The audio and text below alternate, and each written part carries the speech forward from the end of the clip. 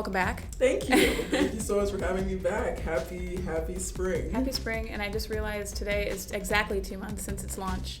That is wild. We're talking about the Growing Homeownership Fund. I will say, I was not expecting how emotional February 1st was. I mean, we were like, yeah, we're going to kick off Black History Month with launching this fund, and it was all very celebratory, but the speakers were they really hit it home that we are making a difference. We are literally changing history. We are literally reaching out to those who have felt overlooked. We're reaching out to them and saying, here's your chance, here's your opportunity. And we had to really take a moment to recognize that we're making some change here. Yeah, this is how change is made. It's not linear. Yeah. It doesn't just happen. Right. So I loved how emotional that day was. Of course, there was a lot of tears from the audience, from the speakers, but it really made it clear that we're doing a good thing. I did love how many people cried. Yes, it was very over. I'm like, I have makeup on. I can't do this right now. But one of our lending partners, who is part of Convergence, made this claim. He said, "You cannot get weary in well-doing." And I felt like that day made it very clear that it's been a long fight. We're literally passing on the baton. We were literally carrying on the baton from the civil rights movement, from other change agents who have really tried to make this kind of change in the homeownership rates for years. We're passing on that baton, but we're also making it clear that we're not tired yet. We're just getting there. Just getting there. So 2 months in, do you have like a basic update? Yes. So far, 5 households have successfully closed on a home as a result of the fund, and they have all been Black. So it really has been our targeted demographic, our targeted audience. They've also, on average, been 86% AMI, which is considered low to moderate income. So it really is the type of households that this fund was designed for. You know, we kept in mind the fact that insufficient cash to close is one of the main barriers for Black and Latinx households when it comes to becoming homeowners. So the fact that we've served 5 households is amazing. That is amazing. Homeport has done an incredible job of spreading the word. I've heard Leah Evans on the radio. I've heard her in different settings just talking about the fund, and I'm just so happy to hear more and more people seeing this opportunity to unlock homeownership. She's actually right now on a call with Anna Staver with all sides talking about the fund. Oh my gosh. Thanks, Leah. Yeah, she's out there. She's trying. Yeah. I spoke with Netta, Netta Whitman, our director of home advisory services. Yes. And we're currently working with 13 clients, or maybe there's 13 clients, maybe 5 of whom have already closed on their home. Yes. 8 maybe that are in the process of doing exactly. so. And it looks like we're giving about between $9,000 and $15,000. That's my understanding as well. Yeah.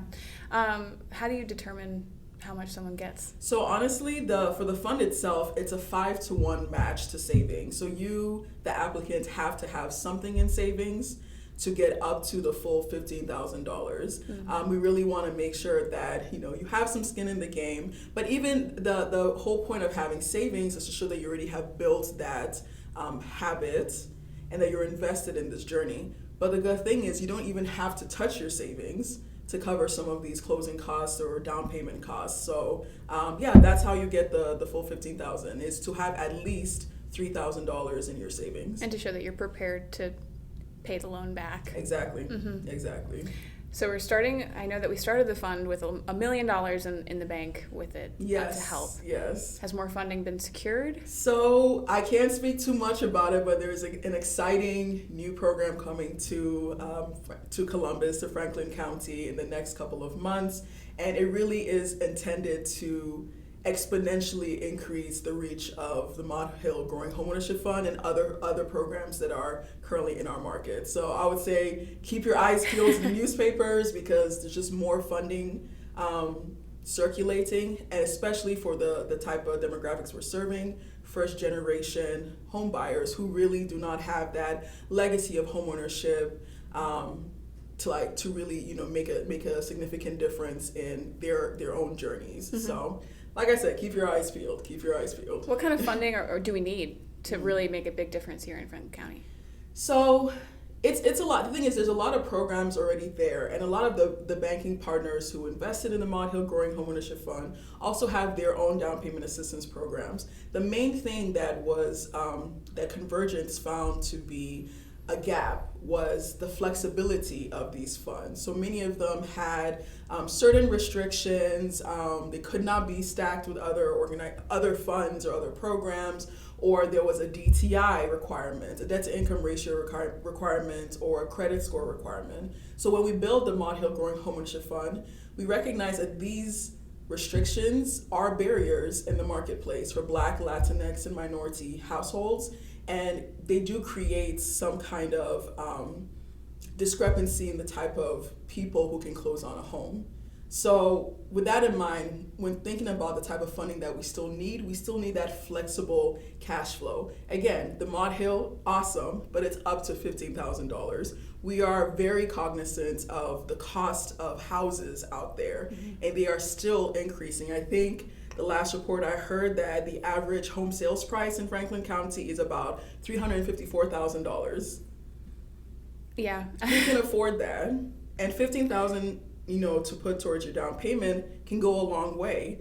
But it depends on the type of neighborhood you want to live in. Right. It depends on the type of home that you want to purchase. So in our launch of the Maude Hill Fund, 2 months ago, we made it very clear this is one step, this is one solution, but we really want to create a catalyst effect where other people, other organizations, other funders just add more money to the pots, because we can't do this by ourselves. Makes sense. Yeah. What's that process like to solicit more funding? I felt like the launch was really our call to action. And then since then, I know the National Fair Housing Alliance has also done a lot of, they've developed a toolkit and done a lot of webinars on special purpose credit programs, which is what the Growing Homeownership Fund is. It is basically operating under the legal exception of the Equal Credit Opportunity Act, expanding access to credit for demographics who have historically been denied access to credit. So this type of information and this type of education is very powerful for a bank or for a philanthropic organization that wants to make a difference and expand access to credit to demographics that have been historically underserved. So that's just part of the strategies to increase more funding, is to make a case for why your community, your neighborhoods, the people that you see every day who really want to become homeowners but can't.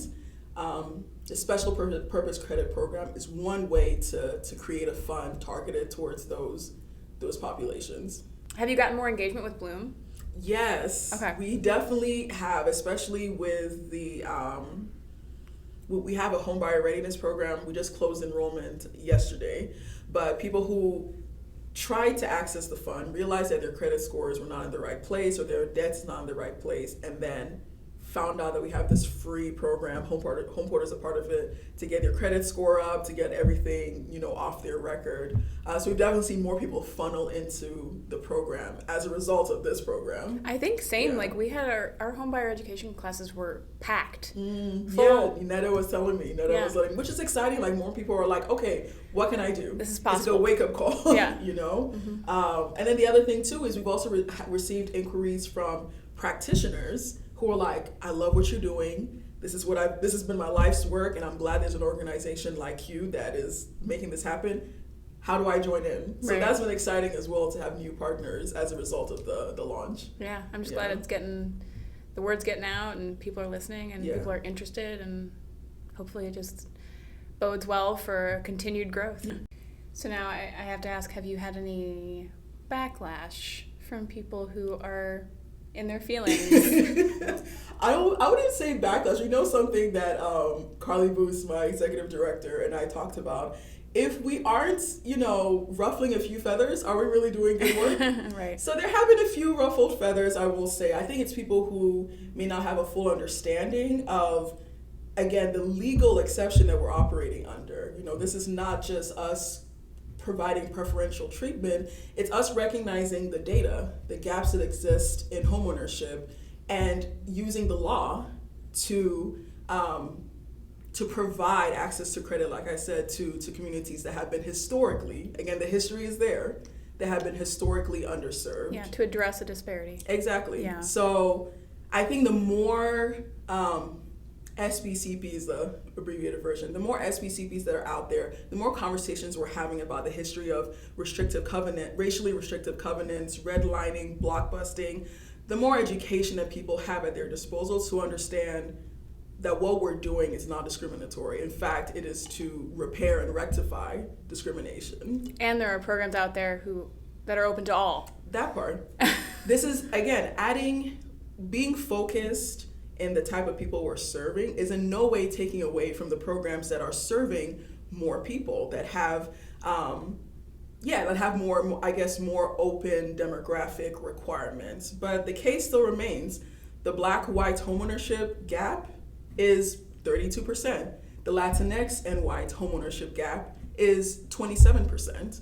And this is not us creating numbers. The data, the sense from the U.S. Census Bureau, it speaks for itself. So how can we create targeted solutions instead of assuming that the gap will just close on its own? Right. And that's what we did. And numbers like that aren't reflective of some individual choice or failing. Right.